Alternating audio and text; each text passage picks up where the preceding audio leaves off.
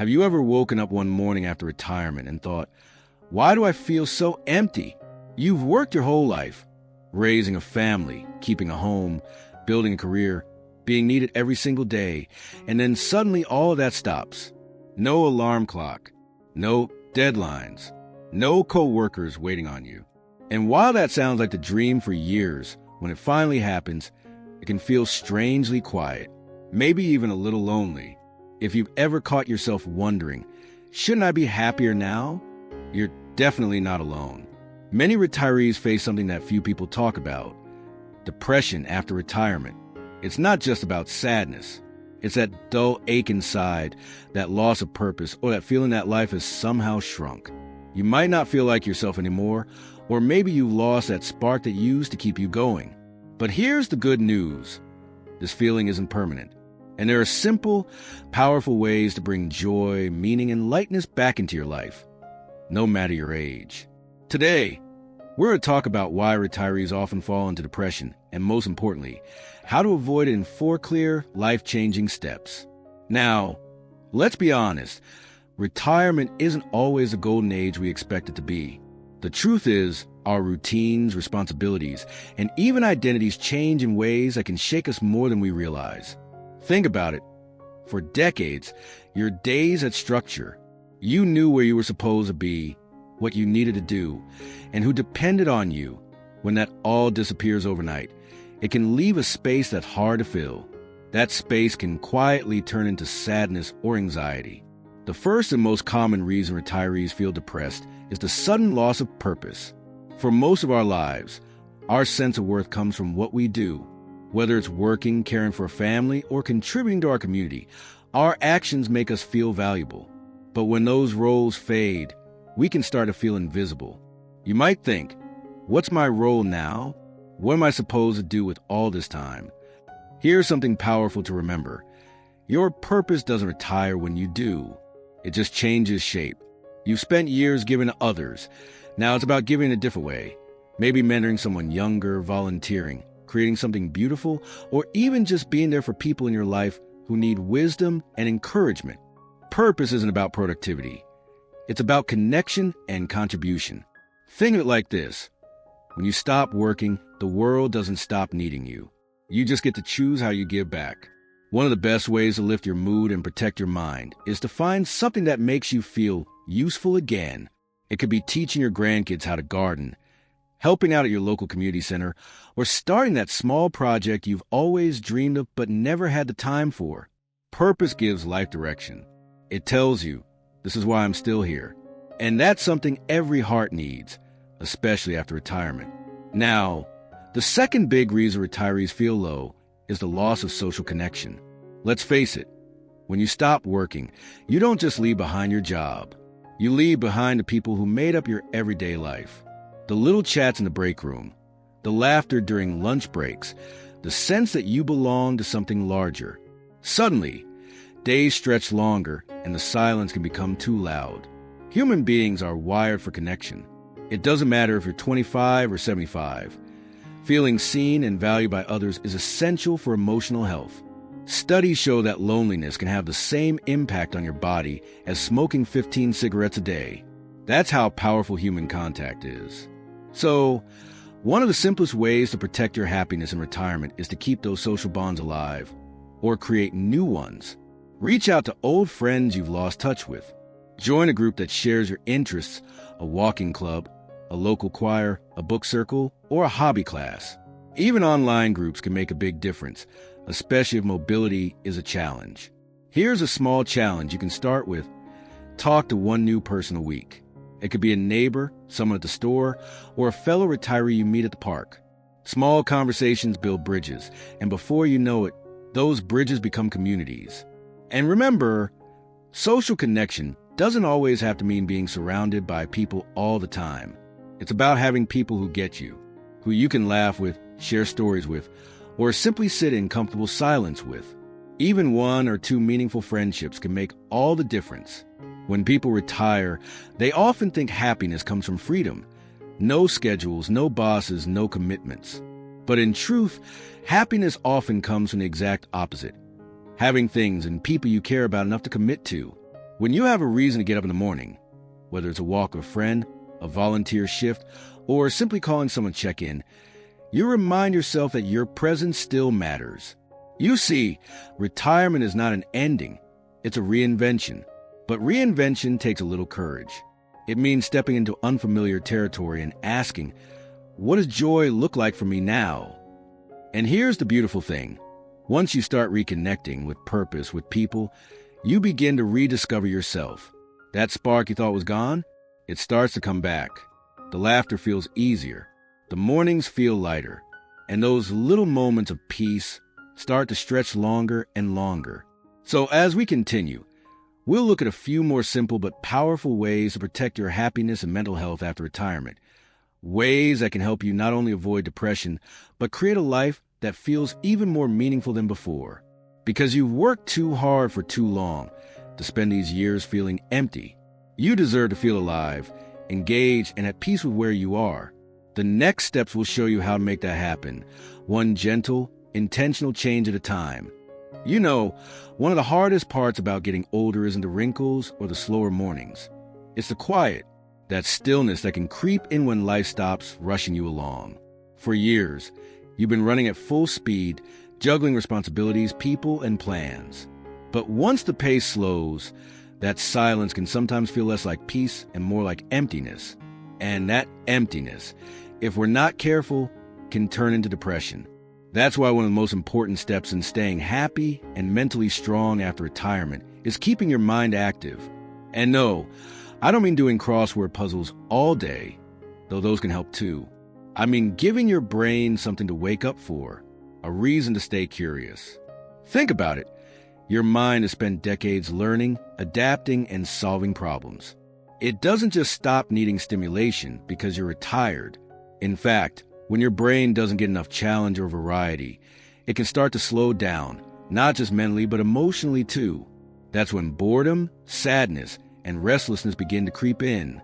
The beautiful thing is, it doesn't take much to keep your brain lively. You can start by learning something new. Maybe it's painting or cooking a cuisine you've never tried before. Maybe it's learning a few phrases in Italian, or figuring out how to play the guitar you bought 20 years ago and never touched. Every time you challenge yourself, even in small ways, your brain releases dopamine, the same feel-good chemical that makes us feel happy and motivated. You might be surprised how a tiny spark of curiosity can light up your whole week. I once met a man in his 70s who started studying astronomy during lockdown. He said it gave him something to look forward to each night, stepping outside with a telescope and just wondering. He told me, "I feel like a kid again." That's what curiosity does. It keeps your inner light switched on. So if you've been feeling down, maybe what you're really feeling is understimulated. Try something new, even if it's just reading about a topic that fascinates you or joining a workshop online. Don't let technology scare you. Half the people online are learning as they go. The point isn't to be perfect. The point is to stay engaged. Now, another subtle reason retirees fall into depression is the lack of physical movement. It's one of those things people often underestimate. You see, your body and your mood are best friends. They talk to each other constantly. When your body moves, it releases endorphins, improves blood flow, sharpens your mind, and even helps you sleep better. But when you stop moving, your mood starts to sink. And I'm not talking about running marathons or lifting weights. You don't need a gym membership or fancy equipment. Just walking a little more each day can make a difference. Gardening, stretching, even dancing in your kitchen, it all counts.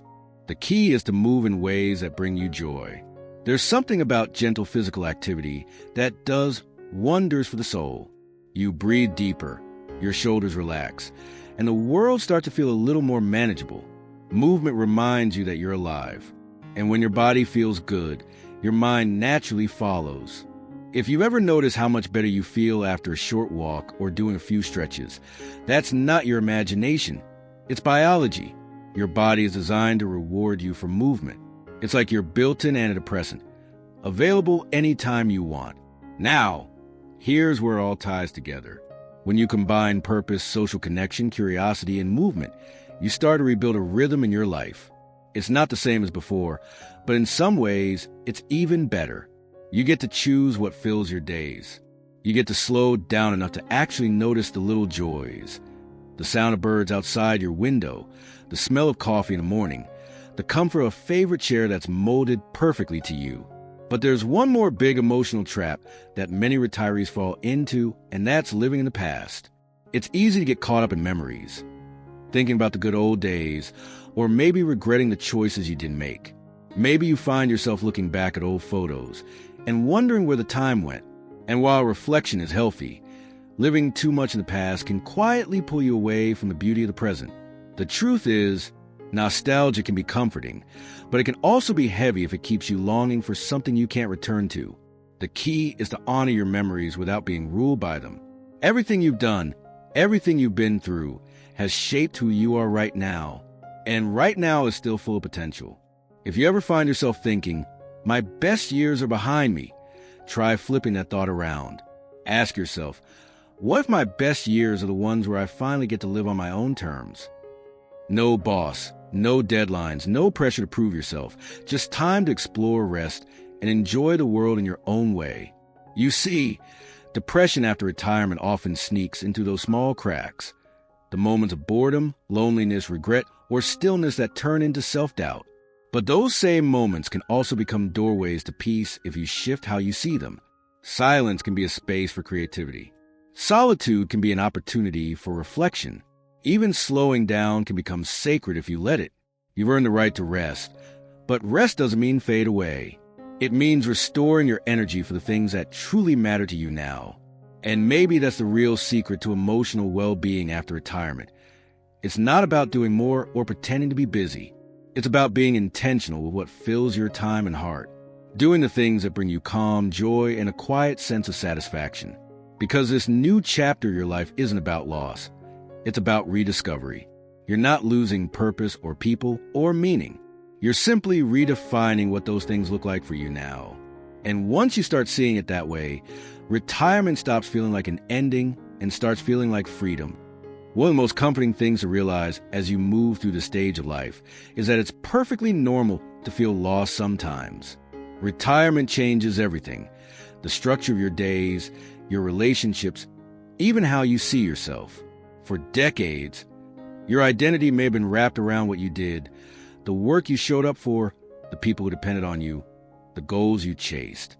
Then, suddenly, all that disappears, and you're left wondering, who am I now? That question alone can stir up a quiet kind of sadness. But here's something powerful to remember. You don't lose your identity when you retire. You simply begin to rediscover it. You finally get to ask, what brings me peace? What I enjoy? For many, that's a question they've never had time to answer. So if you find yourself feeling down, maybe it's not depression that's knocking. It's self-discovery waiting for you to open the door. A beautiful way to reconnect with yourself is through small, intentional acts that nurture your soul. Maybe it's tending a garden, painting a sunrise, writing down old memories so your grandchildren can one day read them, or sitting quietly with a cup of tea in gratitude for the simple fact that you made it here. You've lived through so many changes, technology, family shifts, losses, triumphs, and you're still here, still growing. That in itself is something to be proud of. But here's something that people often overlook when it comes to happiness in later life. Self-forgiveness. It might just be the most important step in avoiding depression after retirement. Because when life slows down, your mind suddenly has more room to wander. And sometimes, it wanders to places you'd rather not revisit. Mistakes, regrets, things you wish you had done differently. You might think about the times you lost your temper, or the chances you didn't take, or the people you hurt without meaning to. Those thoughts can weigh heavily on your heart if you let them. But carrying guilt or regret is like dragging old luggage through a peaceful garden. It only makes it harder to enjoy the beauty that's around you. The truth is, everyone has regrets. Every single one of us. But at some point, you have to make peace with the person you were, so you can embrace the person you are. If you're holding on to something that still pains you, try the simple thought, I did the best I could with what I knew at the time. It's true, isn't it? None of us had all the answers. We learn, we stumble, we grow. And the only way forward is to forgive yourself for being human. When you practice forgiveness of yourself and others, You create space for peace to enter. Depression thrives in self-criticism, but can't survive in self-compassion. So, speak to yourself the way you'd speak to a friend, with kindness, with understanding, with grace. And once you start letting go of those old burdens, something shifts inside you. You begin to notice the beauty of simple things again. The morning light, the laughter of a neighbor, the soft hum of life carrying on around you. You start to realize that peace isn't found in doing everything right. It's found in letting go of the need to. Now, let's talk about one more vital ingredient in emotional well-being after retirement: staying connected to the present moment. The future might feel uncertain, and the past can feel heavy, but the present, that's where life actually happens. Try this. The next time you're sitting outside, really listen to the world around you. The wind moving through the trees, the birds chatting with one another, maybe even the distant sound of kids playing down the street. Let yourself be fully there, without worrying about what's next or what's gone. That quiet awareness is what peace feels like. Mindfulness doesn't need to be complicated. It's not about meditation cushions or incense. It's about noticing. When you eat, taste your food. When you walk, feel your feet against the ground. When you talk with someone, really listen. The more time you spend in the present, the less room there is for anxiety about the future or regret about the past. And remember, depression isn't a sign of weakness. It's a signal from your mind and body saying, something needs attention. It's your inner self asking for care, rest, or change. If you ever find yourself struggling more than usual, please don't carry that weight alone. Reach out to a friend, a counselor, or a community group. Sometimes, just saying what's on your heart can lift an enormous burden. You'd be amazed how many people are walking to the same feelings quietly, just waiting for someone to start the conversation. The real secret to emotional peace after retirement is balance. A balance between activity and rest, between connection and solitude, between doing and simply being. Life doesn't stop giving meaning after 65. It just offers a new kind of meaning, the kind that comes from savoring instead of rushing, from presence instead of performance. So if you ever feel the weight of sadness or confusion creeping in, remind yourself, you are in a new season of life, not the end of it. Seasons change, and each one brings its own beauty. Autumn doesn't envy spring. It knows its worth. You can too. You spent a lifetime giving, working, and showing up for others. Now it's your turn to show up for yourself, to laugh more, worry less, and find joy in things that once seemed ordinary. The sun on your skin, a familiar song, the smell of dinner cooking. Those aren't just moments. They're medicine. And if there's one thing to take away from this, it's this simple truth. Happiness after retirement doesn't happen by accident. It's something you create one small, gentle choice at a time. Choose curiosity. Choose movement. Choose forgiveness. Choose connection. And most of all, choose to believe that peace is still waiting for you. No matter your age, no matter your past. Because it is. It always has been. So take a deep breath. Look around you. There's still so much life left to live, and you, my friend, are right in the middle of it. If this message spoke to you, don't forget to give the video a like. It really helps more people find encouragement just like this. And if you haven't already, subscribe to the channel so we can keep sharing these honest, uplifting conversations about aging happiness and the beauty of growing older with grace. Let me know in the comments what part of retirement has surprised you most, what's been challenging, and what's brought you joy. I'd love to read your stories and connect with you there. Here's a living with peace, purpose, and a heart that still believes the best is yet to come. Here's to you.